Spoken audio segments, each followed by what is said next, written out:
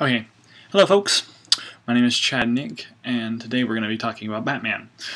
So why did Batman affect me so much? Well, as you can see here, when I was little, I was born with a condition called coachial bladder atrophy, and it affected my gastrointestinal system and my nervous system, and I was in the hospital for quite some time, multiple times. I've had quite a few surgeries, and Batman has allowed me to better myself and make myself more confident. I started watching the Batman series when I was about 5 years old, and I started watching the Batman series, the 1960s series, then I went to the 1990s series, and I continue to watch him because Batman, for every time I would get engrossed in these cartoons and they would just take me over, and I would just enjoy how much Batman meant to me. And I think the reason he meant so much to me is because of the fact that he was somebody that he was a character that I could look up to,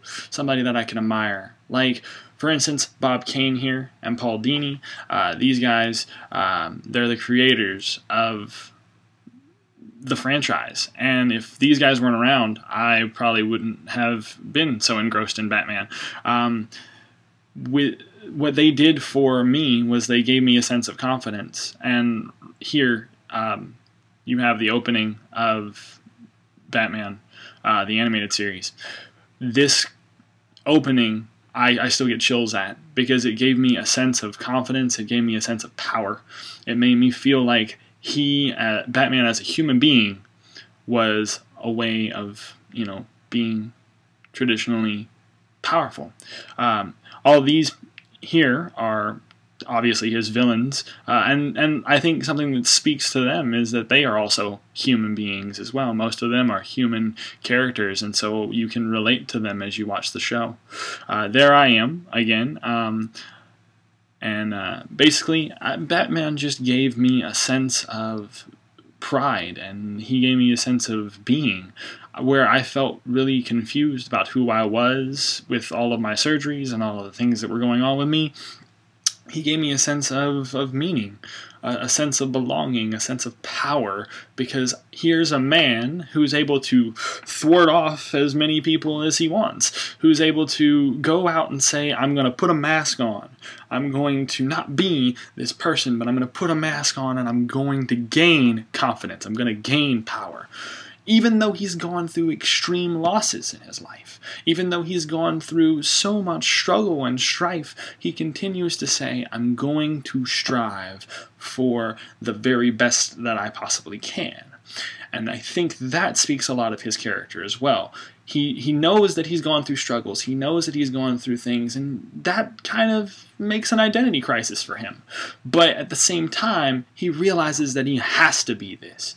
And for me, it's kind of how I feel too. I know that I have these physical things that are going on with me, these disabilities that I have, but I can choose to look past them and make myself a better person, put that cowl of confidence on top of me, and make me a better individual. And that's what reading the comics and watching the videos and engrossing myself into this lifestyle is for me. Because I used to be like this image right here. I used to be really depressed. I used to be really unconfident in myself, and so I kind of hid myself behind a veil of insecurity and unconfidence. And so Batman kind of was my shadow. He was kind of a way for me to ultimately be, whenever I would read a comic or whenever I would watch a show,